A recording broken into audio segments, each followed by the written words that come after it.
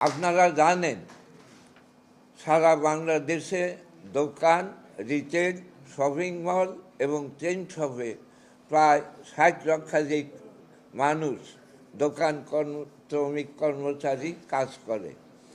এই কর্মচারীরা একদিকে প্রতিনিয়ত দেশের মানুষকে সেবা দান করে আসছেন এবং মানুষের জীবনকে সহজ এবং আনন্দময় করে যাচ্ছেন।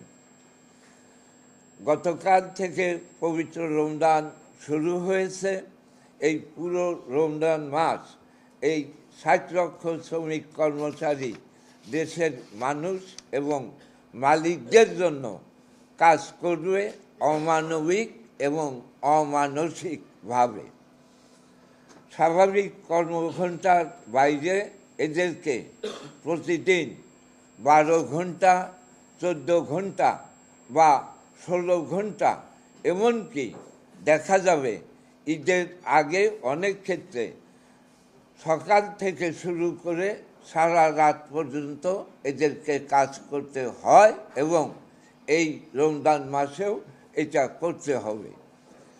দেশের এই ৬০ লক্ষ শ্রমিক কর্মচারীরা নিজেদের বিশ্রাম, বিনোদন, আরাম আয়েশ পরিত্যাগ করে শ্রম দেবেন বা দিচ্ছেন।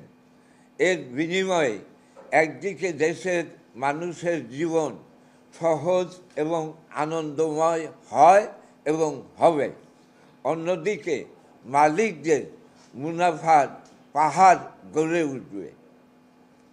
কিন্তু যে মানুষেরা দেশের জনগণের জন্য নিজেদের বিশ্রাম, বিনোদন, আরামায়েশ পরিত্যাগ করে শ্রম দিয়ে যাচ্ছেন এবং যা শ্রম দেন, মালিকদের সম্পদের পাহাড় গড়েন, সেই মানুষগুলোই তাদের জীবনের মৌলিক চাহিদা তো দূরের কথা, আইনসঙ্গত অধিকার এবং সুযোগ সুবিধা থেকেও বঞ্চিত।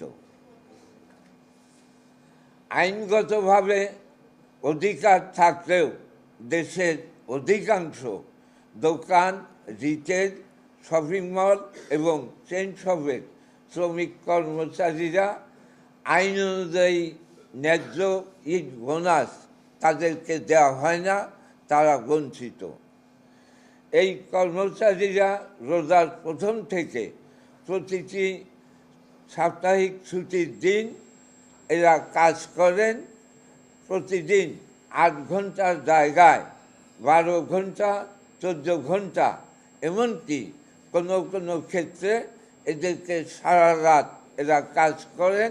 কিন্তু অতিরিক্ত কাজের জন্য আইনানুগ হারে যে ওভারটাইম ভাতা দেওয়া দরকার, সেই ওভারটাইম ভাতা তারা পায় না। আইনগতভাবে থাকলেও দেশের অধিকাংশ দোকান, রিটেল, শপিং মল, চেইন শপের শ্রমিক কর্মচারীদের নিয়োগপত্র দেয়া হয় না। কিন্তু আপনারা জানেন বাংলাদেশের প্রচলিত আইন প্রত্যেকটি শ্রমিক কর্মচারীকে একটা নিয়োগপত্র দিতে হবে, এটা কিন্তু সরকারের আইন। দোকান কর্মচারীদের কর্তৃপক্ষের স্বাক্ষরযুক্ত কোনো পরিচয়পত্র নাই, যেটা আইন অনুসারে তাদের থাকার কথা। আর এই পরিচয়পত্র না থাকার কারণে যখন রাত ১০টা ১২টায় এরা যখন কাজ শেষে বাসায় ফেরে, সাংবাদিক বন্ধুরা আপনারা জানেন পুলিশ অহেতুক তাদেরকে নানাভাবে হয়রানি করে।